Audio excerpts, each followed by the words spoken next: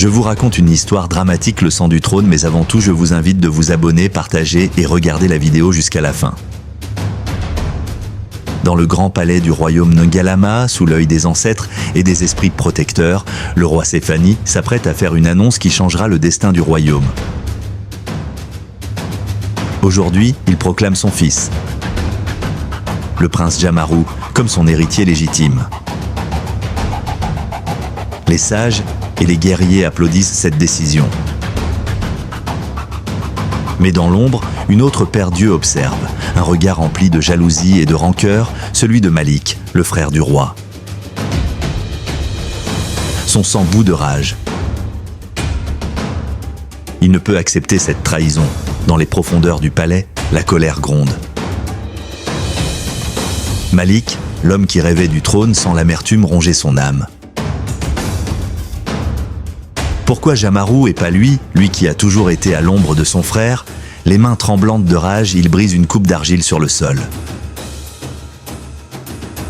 Les flammes des torches dansent sur son visage, projetant des ombres inquiétantes sur les murs.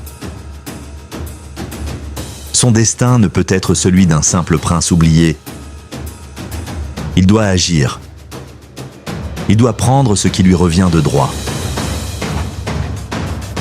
Quand un homme nourrit la haine, il cherche la noirceur pour enflammer son désir de vengeance. Dans une hutte secrète, à l'écart du palais, Malik rencontre un être aussi dangereux que lui. Un sorcier redouté. La pièce est envahie par une fumée épaisse et mystique. Le sorcier trace des symboles dans la poussière, murmurant des paroles anciennes. Il lève les yeux vers Malik et dit d'une voix grave : « Le sang d'un roi ne coule pas sans conséquence, mais si tu veux ce trône, tu devras être prêt à verser le tien. » Malik ne recule pas. Il sait ce qu'il doit faire. Sous prétexte d'un voyage sacré, le roi Séphani et son fils Jamaru quittent le palais. Accompagnés de leurs meilleurs guerriers, ils avancent à travers la forêt dense, ignorant le piège qui les attend. Les feuilles ne bruissent, un silence étrange s'installe et soudain l'attaque éclate. Des silhouettes masquées surgissent des buissons, brandissant des lances et des arcs. Le chaos s'abat sur la caravane royale. Mais derrière cette embuscade, il y a un seul homme qui tire les ficelles.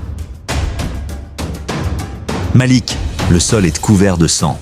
Le roi Séphani, blessé, combat avec la bravoure d'un lion. Mais il est seul. Ses guerriers tombent un à un. Puis, au milieu du carnage, une silhouette familière apparaît. Malik, une lance à la main, un regard glacial. Séphani, toi, mon propre frère, Malik, le trône appartient à ceux qui ont le courage de le prendre. Et d'un geste impitoyable, il plonge la lance dans le cœur du roi.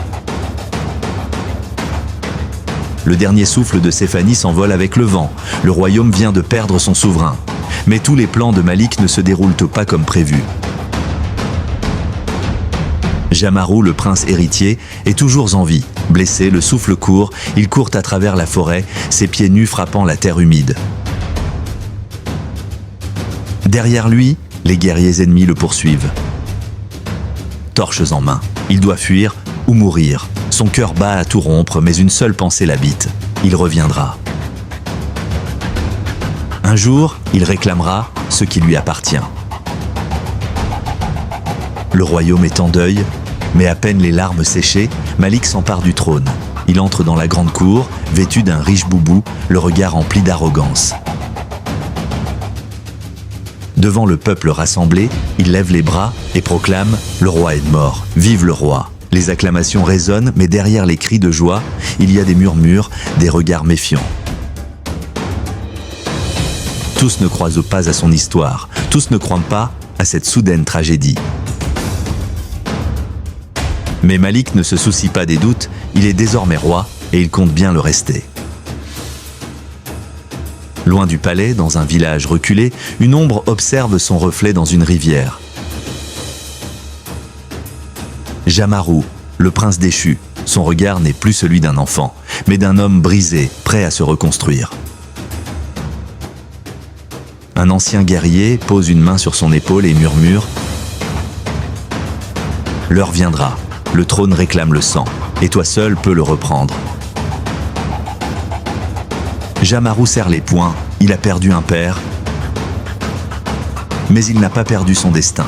Dans l'ombre, la vengeance grandit, et bientôt, le sang du trône coulera à nouveau.